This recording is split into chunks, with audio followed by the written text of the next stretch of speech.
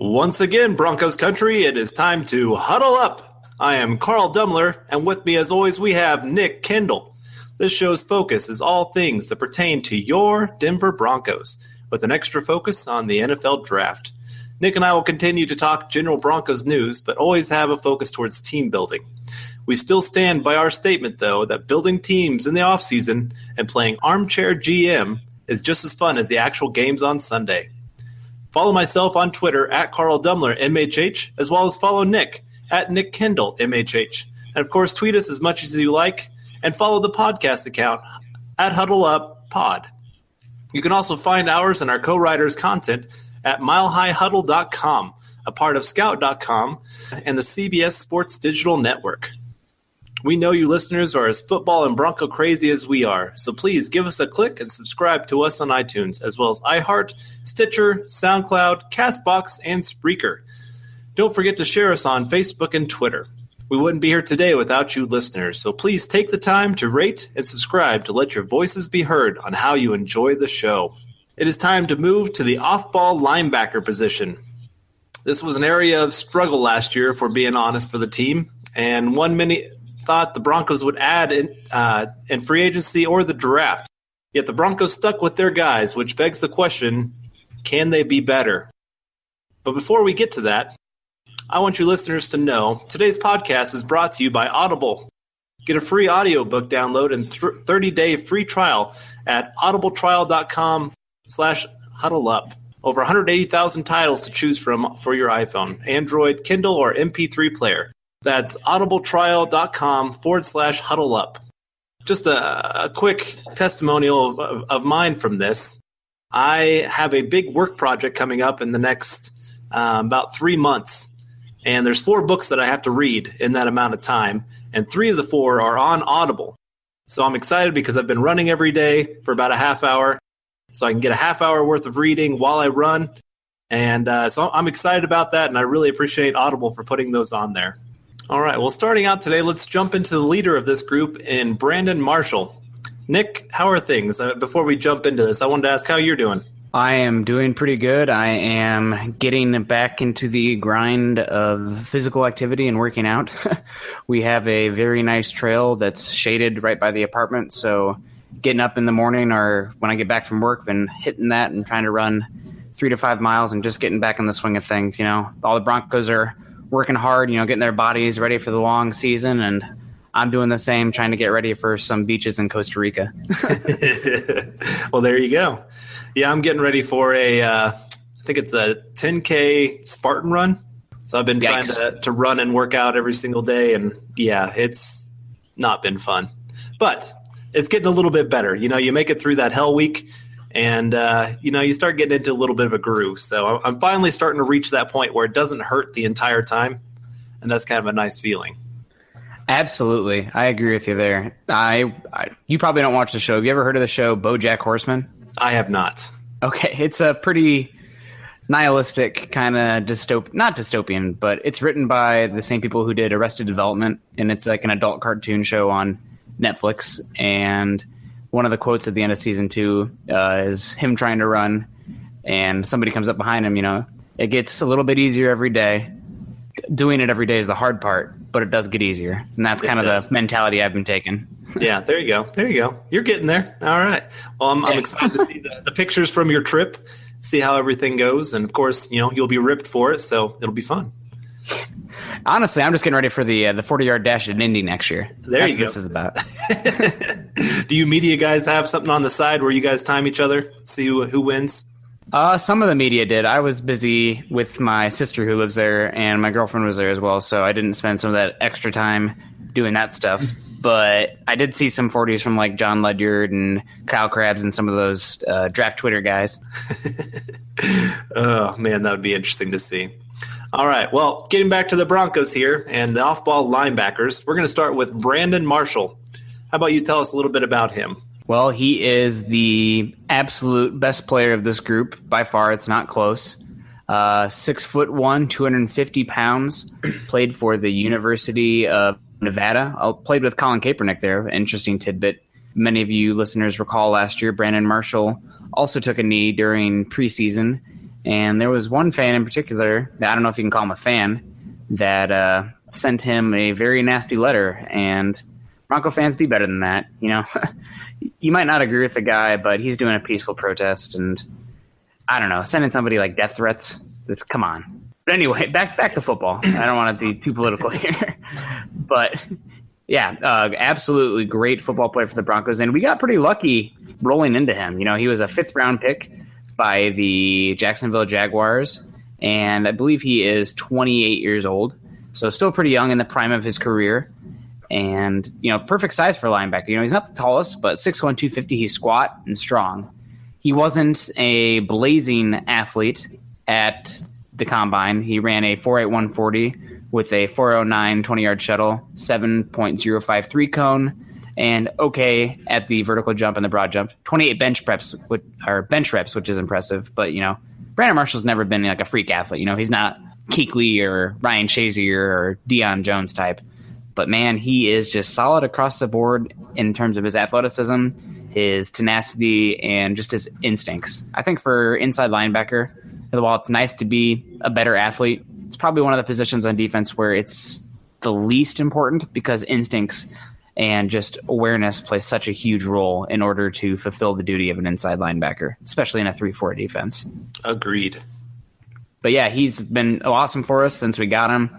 And I'm glad that the Broncos decided to keep him instead of Trevathan. I do miss Trevathan. Don't get me wrong. It was great having both of them. But Trevathan's a little more injury prone and just not as good of an all-around inside linebacker as Marshall. So, and also Marshall's just a great guy. Good friend of the show, Scott Porter, talks with him regularly and is one of his favorite dudes on the team. So glad the Broncos locked him up and glad we got him for a little while longer. Yeah, no, I agree. And this is, just to go on a little bit of a tangent here, probably one of Elway's best things that he does of team building is he is not afraid to go find help elsewhere, you know, like in many different ways. It's not just through the draft. You know, you see Green Bay, who they will not sign outside free agents hardly ever. And I think it hurts them. Everybody kind of like compliments them. Oh, man, they're disciplined in what they do. Well, they are struggling to get over that hump. You know, they've relied on their quarterback way too much. You know, then you have those teams that just go out and just spend like crazy in free agency and try to build their team that way and just fall apart. You know, anytime I see somebody says, you know, oh, this team won free agency, I always think, oh, man, they're going to have a top 5 pick this year.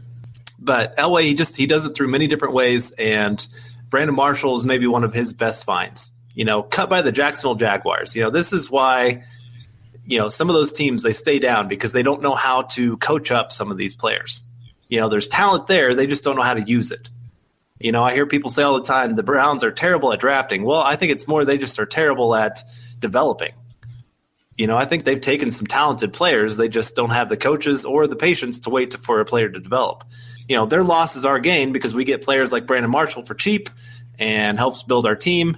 And that's why I love a lot of times almost the under the radar signings that Elway has. You know, Zach Kerr, that's a name we're going to talk about in the future. And what he might bring to the team this year, just a guy that's maybe hitting his prime and produces way beyond his contract. And that's, like I said, that's exactly what we've gotten from Brandon Marshall. He has been a huge find for this team. You know, to find those 3-down linebackers that you can leave on the field and not worry about them in run defense or coverage. That is great. And Marshall is one of those 3-down linebackers. You know, he's not as good in coverage as Trevathan was. That was his bread and butter, you know. I'll never forget that. Probably one of my favorite regular season games of all time, the Manning versus Romo fireworks game. I had to go stand outside when the Cowboys got the ball back because I was just getting so sick of our defense not being able to stop them. My dad comes outside yelling from the deck, Trevathan, interception. I came running in, and that was probably one of my favorite plays of Trevathan. But I think we do miss him in terms of coverage, but Marshall does a pretty good job, too, being that weak inside linebacker in the 3-4. I prefer him a little bit more in that strong side inside linebacker just because I like a little more athleticism. But he does a good job there, and he can cover cover tight ends, cover running backs, and cover, you know, some of those quicker quarterbacks as they try to escape the pocket. And I think, and this is something that we need to get into with him, is I think last year especially, injuries really derailed the entire season for him. where he was just that step behind on a lot of plays. And I really do think the injuries kind of caused a lot of that because we didn't see it the year before. And there was other things that led to some of that. But I think that was part of it, that we saw some of the drop-off. And, he did miss, I think it was 5 games this last year with a hamstring and other nagging injuries. And his stats showed it. He had 50 less tackles than the Super Bowl season. Wasn't as great in the, getting after the quarterback, where he had 1.5 sacks in 2015. 4 passes defense, 2 forced fumbles. He was just more of a playmaker in 2015 compared to 2016. And I really do. I think that injury to that hamstring really hurt him a lot. And I want to get into that just a little bit because he talked about what he did this offseason. You and I both talked about this all day here. Just Todd Davis and Brandon Marshall got to head to the podium for the Broncos. And I thought they gave a lot of great stuff. And one of them that Marshall talked about is he completely changed up how he did his offseason workouts this year. If you remember the last couple of years, he's been kind of injured, having surgeries. After 2014, he had the foot injury that really derailed a lot of things. And he had 2 screws put into his foot. And then before the season started in 2015, one of the screws broke off. And his doctor pretty much said, you got 2 choices. You can play with pain, or we can do the surgery and you miss part of the season. And, credit to him. He played through the pain. Bronco fans, like you said, nobody should be sending this guy any kind of death threats. And especially people should be crediting this guy for what he played through. Imagine a screw that's grinding against your bone every step you take. That's what he played through. And, that was to help us win a Super Bowl, to get us our 3rd Super Bowl. So that should be credited for the Broncos. But anyway, this offseason, that screw was taken out. And his foot's feeling really good. Finally got to really work out a lot more. And he said he focused on single leg exercises. Do you know much about these? Have you heard of these before? Like I said, I am just getting back in the swing of things in running again. So things in the weight room are hopefully going to be coming around soon. But single leg exercises, sometimes I do hopscotch, one leg to the other. Yeah, there you go. No, I read up on this a little bit, and they talked about there's some major benefits, and I think there's a lot of reasons of why he chose this style of working out this summer. And one of them was that it helps to lengthen the hamstring, which allows for better speed and also better overall health of the hamstring because it can stretch out a little bit more. So with him having hamstring issues this last year, that should help out. It also helps with flexibility, explosiveness in both legs, ability to turn and make quick cuts, make those quick steps. That's what he worked on. That and his core is what he said. And he did this a lot of, this is kind of football movements. You're not really standing on 2 feet. You're not doing a lot of, I always think of the broad jump. You're not doing that kind of movement ever in football. And, I understand why they do it to, kind of test some different explosive stuff, but you're not jumping off 2 feet very often. And so, getting to used to working with 1 foot and having that kind of control over your one leg and then also just building your core. That's great to have, especially at that inside linebacker position where you're taking a lot of hits. You're getting worked especially over. in a 3-4. Right, exactly. You're getting hit a lot. So it helps build up the strength to be able to handle that wear and tear that happens.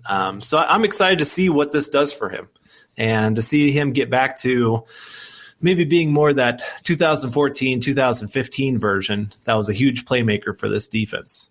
Yeah, and I don't think, obviously it's partially the injuries, it's partially deep playoff runs year after year that kind of get a toll on him. But I think a lot of it's also the defensive line. Our defensive line took a major step back last year compared to years prior. And when you don't have a strong defensive line, especially in a 3-4, they're going to take more hits, more direct big collisions from offensive linemen. And when you're a 250-pound guy going against a 300-plus pound guy, it's going to be, what is the quote? You're going to have a bad time, the South Park meme. So that's exactly what it is for me. I thought it was interesting that he talked about how he'd been on the same off-season/training program for the last 4 or 5 years and just started to get a little redundant, especially after getting that Super Bowl win. There is that little bit of a hangover. You can't. It's like one of the coaches described it as coming up for air, just that big relief, that gasp, finally. And it's hard to not do. It's human. They're human. But the fact that he's switching up his routine, getting excited about the workouts, the preparation again, I'm expecting a big year from him. And that's not just because of him, like I was talking about, the defensive line as well. But if he can stay healthy, he's a top 10 inside linebacker in the league, and that should really go a long way in helping our run defense this year. Yeah, I love the player. I'm so glad we have him. And I agree with you. I think it was a good decision to keep him over Trevathan. I like Danny. He was the heart of that defense. You could see he just put everything on the line, but that also meant being a smaller guy, because he was smaller than Brandon Marshall, that he was taking a beating on his body. And it's shown. He's had a few different injuries. He didn't finish this last year. And, Brandon Marshall didn't really either. He missed some time too. But of the two, I thought Marshall was the better investment. And, just looking at that for his contract, they gave him a 4-year extension. So we have him here for the next 4 years for $32 million, $15 million guaranteed upon signing the deal. This was an extension added on to last year's deal. So he's 27 right now and just really getting into the prime of his career. So great contract, should get him for good years and have him be the heart of that defense. That guy that makes the plays or calls the plays and just really gets everybody where they need to be. So, yeah, I like it. I like where he's at. Do you think they're going to use him differently at all this year? I could see them just being more aggressive with him. They keep talking about a little more free-flowing, a little more attack-based defense, but we'll see when it happens. I feel like that's a lot of off-season talk every year. We're going to be more aggressive, blah, blah, blah. But I could see him, maybe some more blitzes. But main thing for him, I want him to be cleaner off the line of scrimmage and just stay healthy. That'll be the biggest difference. Yep, that I agree. Keep up that speed and that athleticism that he's shown before. All right, well, let's move on to his playing partner. And this was the guy that many people thought the Broncos would try to update on. And especially when it came to the draft, a lot of people, as we got closer to pick number 20, thought we would go Reuben Foster.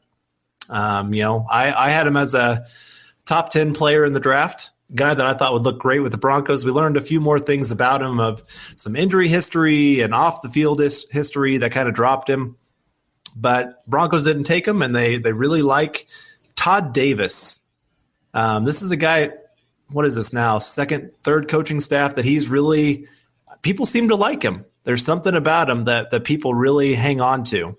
So what can you tell us about Todd Davis? Well, Todd Davis is 6'1" and 235 pounds, which is honestly pretty surprising. He looks like a much bigger dude than 235 in pads. At least maybe that's just because he plays a little slower also. Even the smaller linebackers, you want him to be sideline to sideline, and Todd Davis doesn't really bring that. But he's been pretty good during his time in Denver. I mean, he's probably obviously weaker than Trevathan and Marshall, but he's not, Joe Mays poor. Let's not relive those days. But he's been a good player for the Broncos overall, especially considering the price tag on him. Sometimes you have to make some sacrifices in some positions contractually in order to pay some other guys. Whether it be beefing up the offensive line or giving Darian Stewart a payday, or paying the guy next to him, Brandon Marshall. But Davis, for his contract, has been a pretty solid player for us. Undrafted from Sacramento State in California, and I don't know if you recall this, but he had that really interesting, I call it bunker gate. I don't remember what anybody else calls it, but where he was cut from New Orleans in 2014, and the Saints tried to keep him in his practice facility. At least this was a rumor. Like, the Broncos were trying to reach him. They picked him up off waivers. The Saints kept him in his the practice facility so he couldn't answer the phone, because the Broncos wanted to get him out there to prepare him for the game. I think it was like a Thursday night or a Friday night when the Broncos picked him up. And they did get a hold of him the next day, and he flew out there. And the NFL found no malicious intent from the Saints. But I just remember that being a really interesting thing. Do you remember that happening? I do. I do remember that. And, this is, what do they call that? Gamesmanship, I guess, between teams. It's the same with Brandon Marshall, where he was kind of that, like, right on the edge guy where you like what he brought, but you just needed another roster spot for somebody else. And so I think the Saints were kind of in that boat of, they really like Todd Davis. Like I said, a lot of coaches have liked this guy. they've had a lot of good things to say about him. We haven't seen it completely on the field, but people have really liked what he brings and just his intelligence, his work ethic, all those kind of things. And so I think they thought, like, oh my gosh, we cut this guy and we know some teams are interested in him. And like you said, they tried to hide him there a little bit.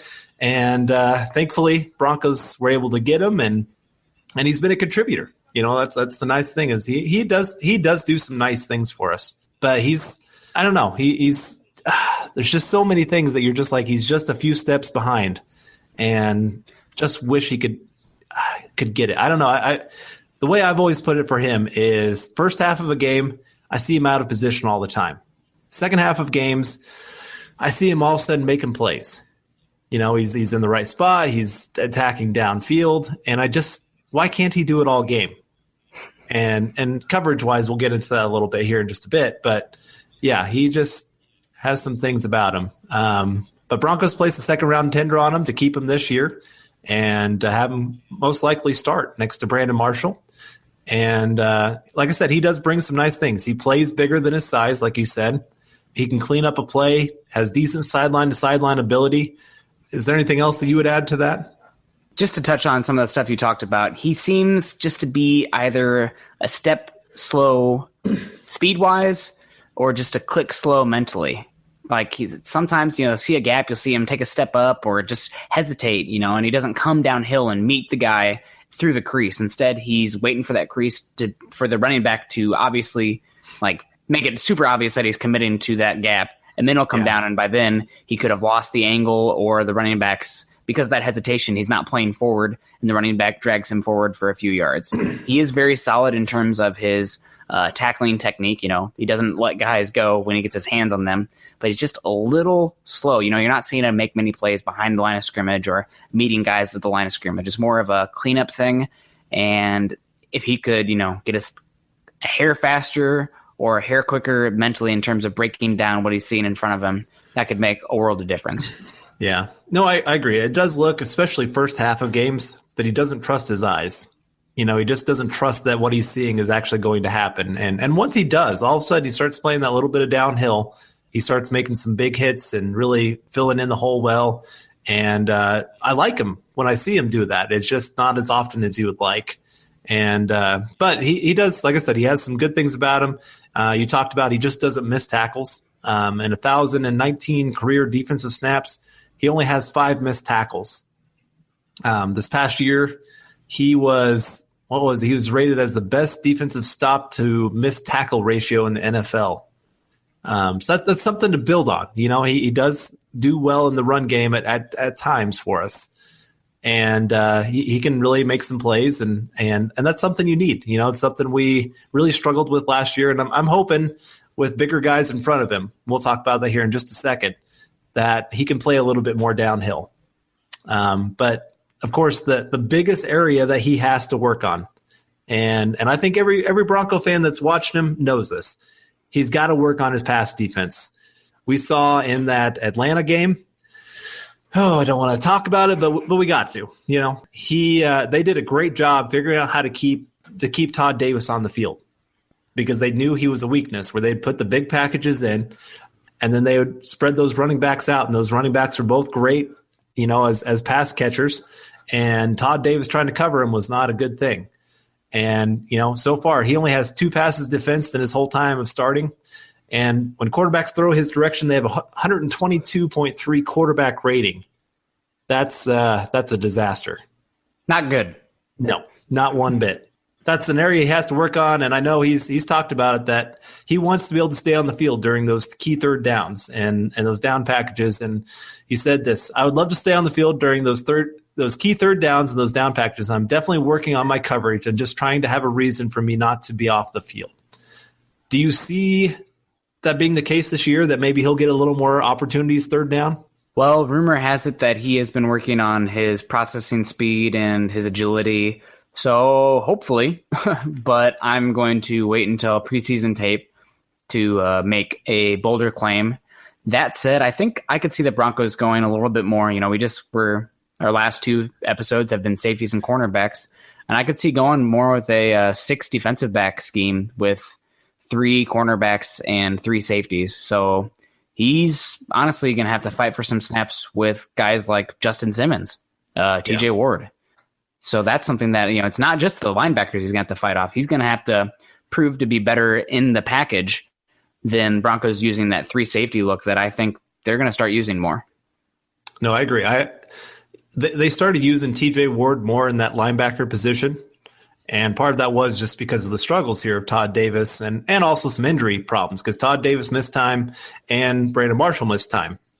So there was a point, I think, this last year that we had Zaire Anderson and Corey Nelson, sorry. Corey Davis. I have wide receivers on my mind, Anyway, having those two actually play together, and that's not good when you have both backups in. But yeah, they had TJ Ward coming in at that linebacker spot.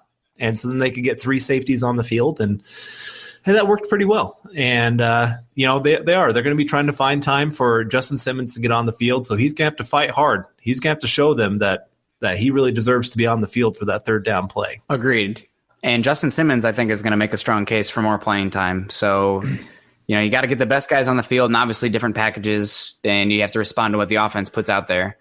But Davis is going to have to show better in coverage. Otherwise, he's just going to be a 1-down, 2-down thumper type, and we're going to see more and more speed and secondary on the field. Exactly. Now, something else that they talked about, Davis and Marshall, is the chemistry between the two of them. And I found this very interesting because especially Brandon Marshall talked about this. It didn't come along as quickly as it did with Danny Trevethan. But they're both talking about how it's finally starting to get there. That after a year of being together and playing together, this is what Davis had to say about the chemistry. He said, just playing together, I think we have a chemistry like nobody else. We read off of each other really well. Just the last year has given us more time to grow with each other.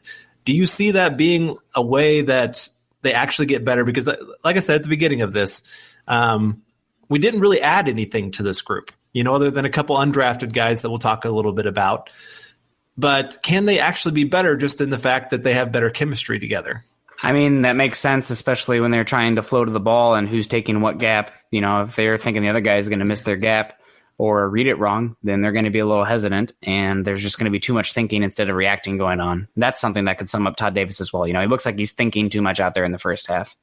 So hopefully better chemistry, another year starting, and just staying clean from some of those offensive linemen, and those guys can be a little more read and react and go chase down the ball carrier and get that defense from the run defense from the 28th ranked back into something respectable, top 15, top 10. Yeah, no, that would be huge. And hitting on that a little bit, you said something about being a little bit cleaner. Todd Davis talked about the defensive line, and this is what he had to say about him. He said, "You see the smile on my face? I love it. I love the big boys that we brought in. We even brought in us another defensive tackle, a young guy, 350 pounds. I love those big boys in the middle that help us stuff the run. They definitely do a good job in the middle." You and I both have kind of hinted at this already of maybe the biggest difference for these linebackers of why they'll play better this year is because the defensive line will actually do something good for them. Yeah, absolutely. We've been harping on it. If anybody's been listening to the draft episodes even, from the beginning, we've been saying, where's the beef? You need it on the offensive line, need it on the defensive line. And with Crick, Wolf, Goetz showing up all gigantic, putting on more weight, and then you bring in Pecco and Kerr and bring in a guy like Jarrett, I mean, you got some added muscle and added strength. And I don't want to get too much into the science of physics, but when you have mass, it's going to make a difference. You obviously still have to come in with some speed and athleticism, but good mass, good weight, make a world of a difference for the linebackers and the run defense as a whole, especially in the 3-4, because in a 4-3, the linebackers, you can have smaller guys because you have an extra defensive lineman there. That's that 4. They can take on blocks. They can help cover those guys. That's a little bit more of the Jack Del Rio defense. That's why he loved pot roast in that role. And when he was with the Jacksonville Jaguars, they had a guy named Henderson and a guy named, I believe it was Marcus Stroud. Both of them were like 320, 330 pounds. So Del Rio likes to use those giant 2-gap guys and let those linebackers run and make plays. A little harder to do in a 3-4 defense because especially in the 1-gap 3-4 that the Broncos have been running, where those defensive linemen are a little smaller and a little more about penetrating. That's the 1-gap. They're shooting the gaps instead of taking on blocks and reading the running back. Because of that, the linebackers take on more blocks, And we were just too small last year. Too weak up front, too small, not healthy, not enough depth. And, we're going to have to save this. I don't know if we're going to do edge rushers next week or a defensive line, but it's going to make a world of defense for the run game, and it's just going to make everybody in that second level, especially the off-ball linebackers, a world better. All right. Well, one last question here about Todd Davis. Broncos gave him a restricted free agent tag. There we go. Got it out there. Do you think that they're going to try to sign him long-term? Because I look at this roster, and especially like moving forward, you have guys like Todd Davis. You have Corey Nelson, whose contract is up after this season. He's been here for 4 years as a seventh-round pick. And so you're losing maybe 2 of your 4 guys. And with nobody, I mean, we have some undrafted guys that maybe could be something, but do you see the Broncos maybe thinking about signing him long-term? Right now, I would say no, just because we already have a decent chunk of money tied into Brandon Marshall at the off-ball linebacker position. But, I mean, obviously it could change depending on how he plays this year. But given the roster structure and how much money we already have spent on the defense and just how Davis has played so far at his tenure, he's a guy that, you like to have if you have a lot of cap space. But the Broncos are not, they're not in cap trouble. They're not in cap hell. But they're scraping the roof. They're pretty close. And Davis is one that while he's a solid player, you love him when he's cheap. You're not looking to pay him $4 million, $5 million a year. So I would probably let him walk and just look to refill the position with a cheap option in free agency that could probably come in and play a similar 2-down thumper role or in the draft. Yep. No. And I'll just give you a hint. We both kind of like who's going to be in the draft this next year for the off-ball linebackers. It's looking like a really good group. So just a little hint of what's coming up in the show here in just a bit. But moving on here just to what we have right now and what's going to be available this year, we are moving on to a guy that I know you really like and probably think he should be actually starting maybe before Todd Davis. Zaire Anderson. What can you tell me about this guy? From the University of Nebraska, or as we like to call it here, dumb Iowa. No, I'm just kidding. I'm just kidding. Man, I was going to say, I have some in-laws that went to that school, so.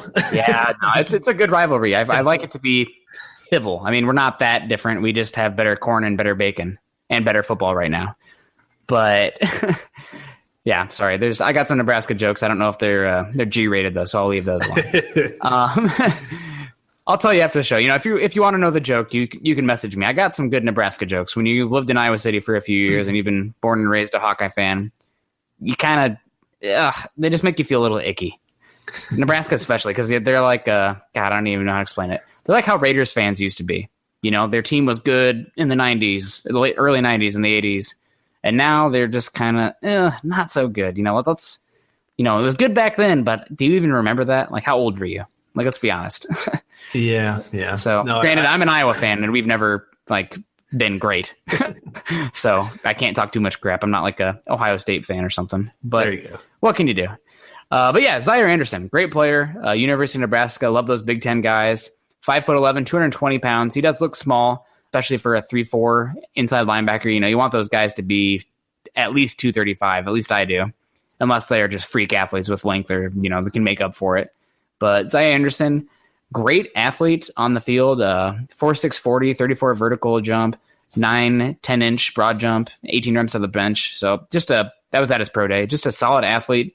Wish he was a little bit bigger, like I talked about, but what can you do? No fear on the field when he's playing. Plays stronger than his weight would suggest, which is good. He's going to have to as a 3-4 inside linebacker, and great at coming downhill specifically. I wrote a article on him. One of my first articles from Mile High Huddle was about Anderson when he came in and played against the Titans when Todd Davis went down and immediately was making plays. I mean, while Davis is bigger and just a little more physical, because of Anderson's speed and just his ability to come downhill quickly and fill the gap, it almost immediately helped neutralize the Titans' run defense. And with that athleticism and instincts and just a nose for the ball, he makes a big difference in the run defense. Something I noted about him, too, last season in preseason, I think it was the game against the Rams. He had 2 forced fumbles and a fumble recovery. I mean, every time this guy's on the field. That was against 49ers, but yeah. 49ers? Okay. Yep. Yeah. I couldn't remember. One of those horrible teams in California. He had that game, and then the Rams game. He had, I think, like 7 or 8 solo tackles. I mean, he was just everywhere. He only played like half the game, maybe, or a third of the game, and he was just pretty much in on every play. So it made it impossible for us to try to sneak him on the practice squad again. And just a stat that I think really shows what he brings when he comes on the field. And I got this from your article. So I'm trusting that you know your stats since you are a statistician guy. He played 26 snaps in that game. And in those 26 snaps, they had been running all over us. I mean, they had the perfect game plan for how to beat our defense last year. It was probably one of the most frustrating games all year. For By me, far. at least. Yeah, maybe the Raiders game, a little bit more, the first one. Second one, well, I don't know. It's still frustrating because, I wanted to see Paxton Lynch. But anyway, Titans game. Finally, Anderson comes in. Todd Davis got injured. I'm not trying to say it was good to have him get injured or anything like that. But once Zaire came in, their average per carry dropped to 2.9 yards. They were running all over us, averaging, I think, over 5 yards a carry before he came in. All of a sudden, it drops down to 2.9. Yeah. So big spark to the defense. Finally, we're able to start stopping him, get a few things going, and almost pulled out that game. Should have won that one. And, but just shows what he can bring. Even at his size of 220, he's a guy that's not afraid to stick his head in there and go make a play. He did suffer a concussion there at the end of the season, and he did say that kind of shook things up for him. Just kind of made him have to think through a few things. And it also kind of got his love for football. Like, I love this game. I want to be a part of it. So that's exciting to hear. And I think he is. He's a guy that can really push Todd Davis to actually start, because of what he can do on the field and how he flies around and just see if he can improve on his coverage ability and also just, being consistent in the run game. Yeah, I agree. If we were just basing it on tape last preseason, I'm not as much of a linebacker guy as I am an edge rusher, interior defensive line, offensive line. But from what I could see, Anderson was the superior linebacker on tape just because he was so dynamic, chasing down the ball carriers, coming downhill and filling in gaps. Davis, a little bigger, but Anderson was just so much quicker. He'd be able to get those gaps with speed and instinct, and that made a world of difference. What I keep hearing is Anderson struggles with pass defense. He gets crossed up. I'm not sure if it's an instinctual thing because he is more than athletic enough for that. The 4.640 and all his athletic drills have been great. He looks very quick on tape. So that's something that he's going to have to work on if he's going to stick in the NFL and push for a starting spot. So that pass defense is going to have to be cleaned up, but he has the tools to do it. That's the thing. And I don't know how much better he's going to get if you don't really give him a chance. So I'm hoping that he pushes Davis this year and improves our inside linebacking core. I think he'd be my third inside linebacker on the depth chart right now over Corey Nelson. But, we'll see how things shake out with the new coaching staff, especially all the new defensive coaching guys.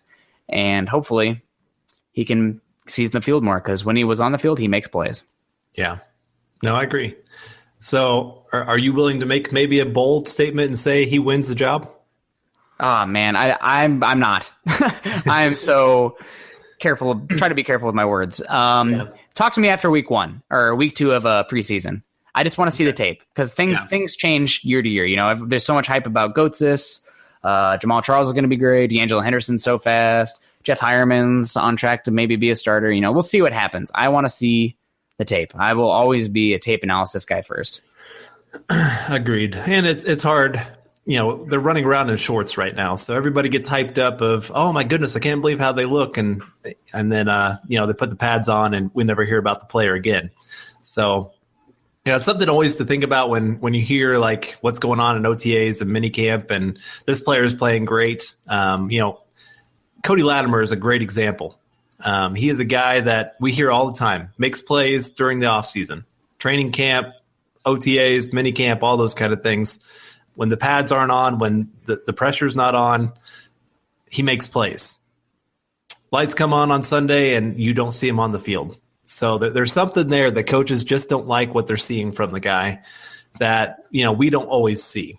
And so, yeah, that'll be an interesting battle. I don't think Todd Davis's position is locked up as that number 2 guy.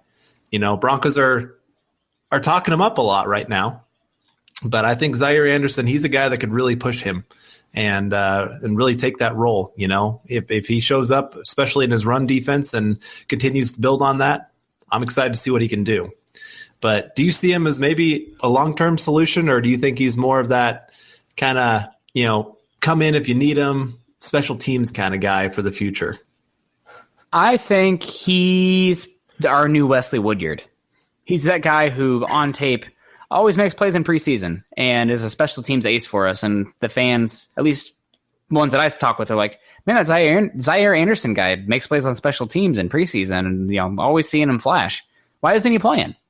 And then eventually, he's given that role and turns out to be a pretty darn good player. So I'm not saying that he is the future, but if he has the tools to do it, so I'm excited to watch him and reevaluate and see how much he's improved over the offseason, and maybe he can challenge Davis. That would be great for the team, great contractually, because we'd have a starter there next year to pair next to Marshall, and he's young and cheap. He's the trifecta.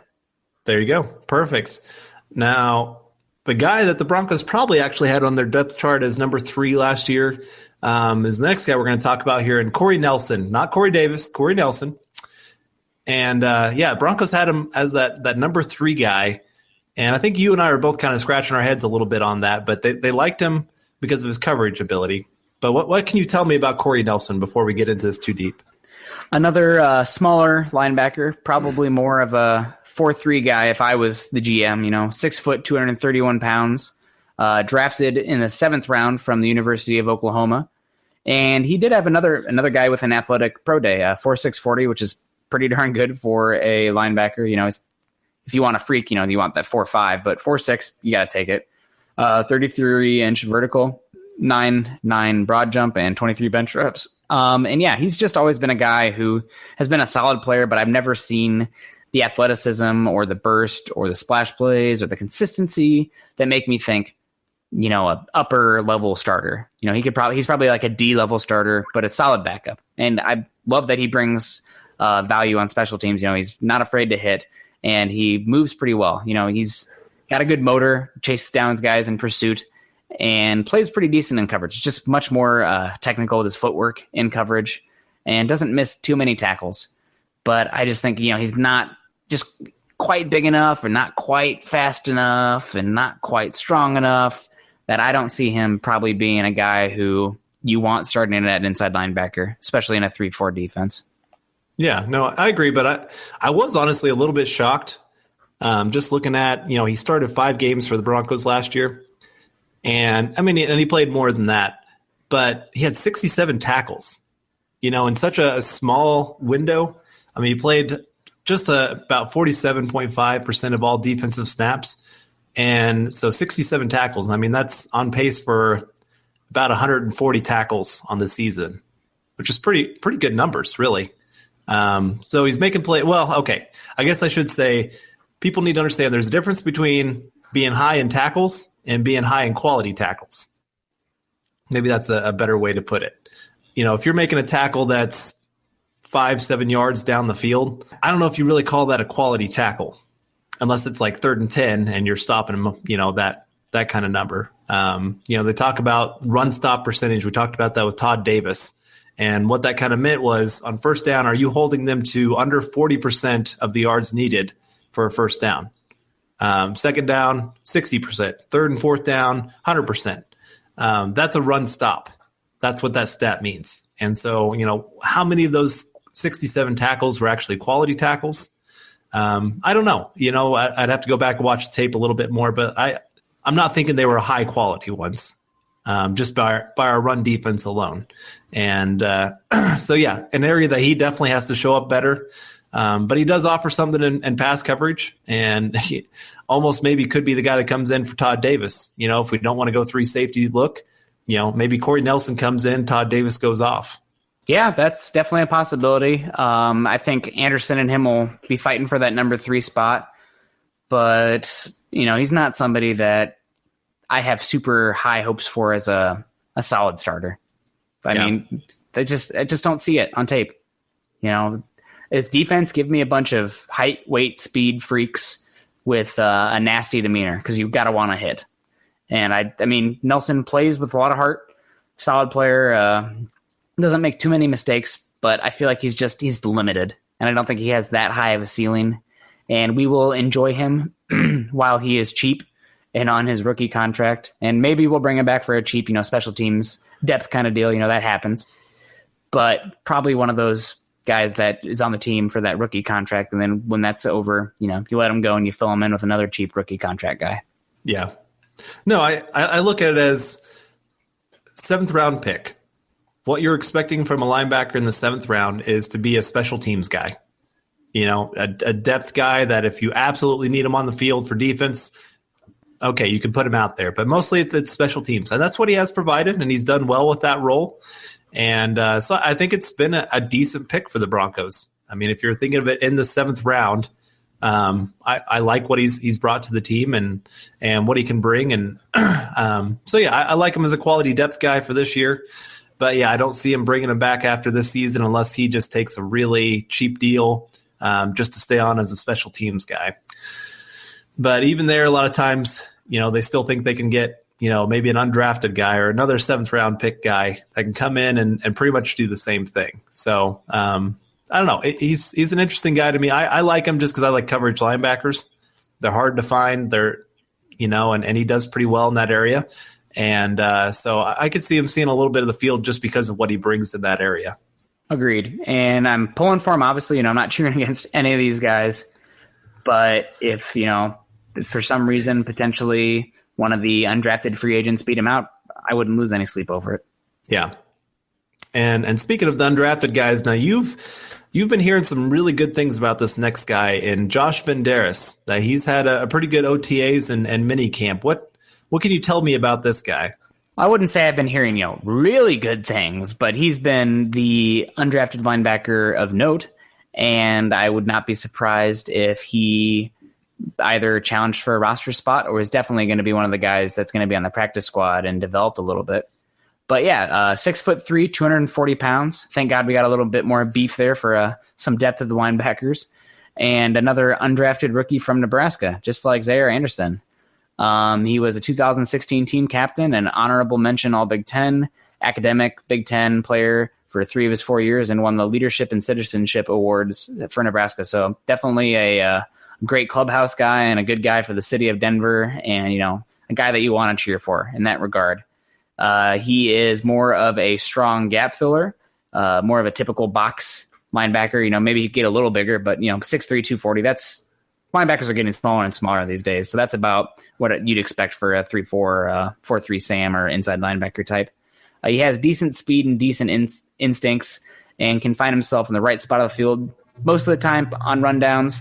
But he can also guess wrong, and if he guesses wrong, he doesn't really have that recoverability or that quick twitch that you see where he can, make up for it and still make the play. I remember specifically watching this past year at the when Nebraska played the University of Iowa, where he got sucked in on a play-action pass, and then a slant route resulted in, I believe it was a 75-yard touchdown. So, you got to be safety messed up on that too. But you gotta watch for that, and he's been having a solid camp. I hear he's making plays consistently and going to challenge for a roster spot. So I'm hoping that he can provide some solid depth there and be a good special teams guy at worst, or a practice squad player year one. Yeah. Now, the game that really sticks out for me with him, for the bad, I guess I should say, is the Oregon game. I watched that one, and Oregon runs that zone option read or zone read option, and he got sucked in a lot. He would be on the wrong side of the field, and here comes the quarterback around the edge where he was supposed to be, and so he does get caught up in some of that. He falls for the fakes and the play action and some of that. But he also had the 4th highest run stop percentage in all of college football last year. 15% of all run stops or run snaps, he was there to make a run stop. He had 38 solo run stop tackles. If you remember earlier, like I said, of how many yards that plays into it. So he was a big player for Nebraska in that sense. That really big, just come in there, fill in the hole, make the play. and he did really well with that. 2006 he had 93 tackles, 7 for loss and a half sack. So really well, does really well around the line of scrimmage. But I also saw them take him out on passing downs. So for a team captain, I don't like the fact that they're already taking him out. Agreed. And that's something that he'll have to get better with if he's going to stick in the league and if he's going to make a roster at all. They got to be shooting for that vested veteran to get that pension and pulling for all these guys. Obviously I'm not cheering against anybody not to make their money, but you got to show it on the field. And he's got those things that he's going to have to work on if he's going to reach that. Yeah, I agree. And I think I view it as he has a very good chance to follow in Zaire Anderson's footsteps here a little bit. I don't think he'll make the team this year, but again, like you said, you got to see the tape. We don't know until we actually see him on the field and see what they can do. We haven't seen any pads on yet. So maybe once the pads get on, he really shows up big and can make this team. Like you said, he's already making some plays. But maybe down the road he could be that special teams contributor and kind of build his game up. And because he's got the size, he's got the strength to really hold up there in the middle. And I think he's got the intelligence. That's another very underrated quality. If sometimes, they just need a little bit of time, and once the intelligence really catches up and allows them to play fast, all of a sudden, next thing you know, they take off. Like you said it earlier, inside linebacker, athleticism isn't the biggest thing. If they have great instincts, if they have great intelligence of what's going to happen on a play, Luke Kuechly is probably the best example of athleticism plus intelligence all coming together at the same time. You watch him, he knows exactly where the play is going before the ball snapped. And he's already taken about 2 steps as the ball's being snapped right to where the play is going. And, that's why, he's the best inside linebacker in football. And, as long as he's healthy from his concussions. If Banderas can really figure this out and be in the right place at the right time, he could find his way onto this roster and be a playmaker for this team. Yep, and I'm pulling for him. The other undrafted free agent on the team is Jarrell Garcia-Williams from the University of Hawaii, 6'2", 235 pounds.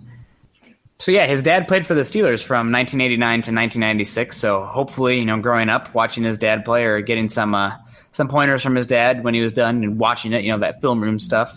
Maybe he's got a leg up there. He ran a 4.840, a 7.463 cone, a 10 and 1 inch broad jump, a 36-inch vertical, and a 20 reps on the bench. So solid athletic numbers. Nothing to write home about. That 4.8's not incredible, but that's about what Todd Davis and Marshall ran. So we'll see.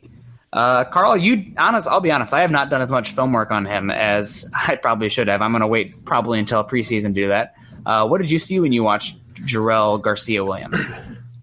Here's what I saw. I liked him. I really, really liked him. He reminds me actually a lot of Zaire Anderson.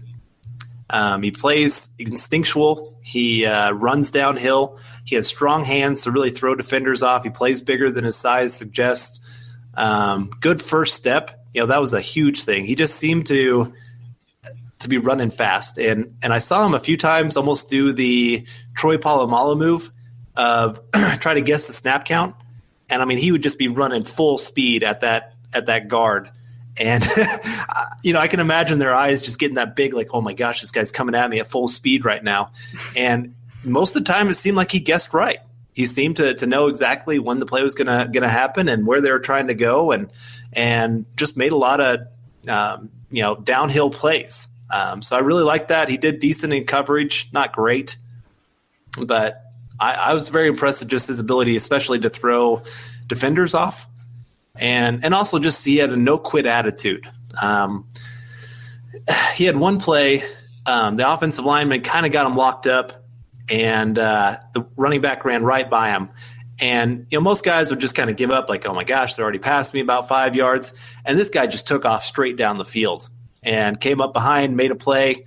And I don't know, just that no quit attitude. That's something that's going to do well for him, especially in the NFL, where coaches love those kind of hustle plays that make a big difference. And so, like I said, I like him. I think he's got a chance to do some things, especially once the pads come on and this guy gets out there flying around. I think he might impress a few people. I could see him, though, kind of like I said, doing these last two, the undrafted guys. Zaire Anderson is a great example of what you can do. Make a few plays, get on the practice squad, stick with the team, and let them, decide later on to get you on the squad and give you your opportunities. Go make some plays, and when you got those opportunities, do well. And that's what Zaire Anderson's done, and so these two guys can learn a lot from him and just seeing what it takes to make it in the NFL. So that's what I've seen. I hope you're right. I'm excited to watch him in preseason now. You hyped him up a little more than I'm ready to go hit somebody. I watched these two guys right in a row earlier today, and Banderas was kind of like, I can see some plays here and there. And then I flipped the switch to this guy, and I'm like, oh my gosh, who is this guy? So, yeah, I like him a little bit more than Banderas, but we'll have to see it on the field. And obviously, level of competition between the WAC and the Big Ten, there's a decent drop-off there. So, have to watch for that. But we'll see what happens in preseason. So, moving along now to everyone's favorite topic, the 2018 NFL Draft. We're already here, ladies and gentlemen. We are already here. I went around and I got 9 names of potential inside linebackers who I think will probably be pretty early picks next year. Obviously not all of them are going to be first-round picks, but I think probably all of them are day 1 and day 2. At least right now, if the draft was today, I think they would be. First one that I have listed down is Malik Jefferson, a athletic freak from the University of Texas. He literally is.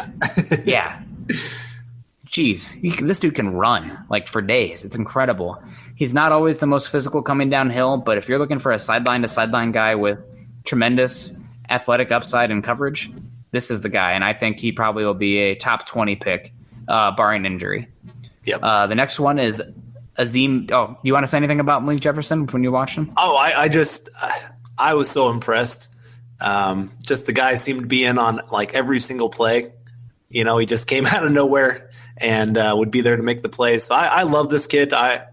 I would love to see him with the Broncos. And, Texas has some good players coming up. Finally, Texas is back. I'm just kidding. They're not quite there yet, but they don't have people at the, important positions really. But anyway, Malik Jefferson, I really love his game. I would love to see him as a Bronco, be that first inside linebacker that Elway takes high. I think he would be great next to Marshall.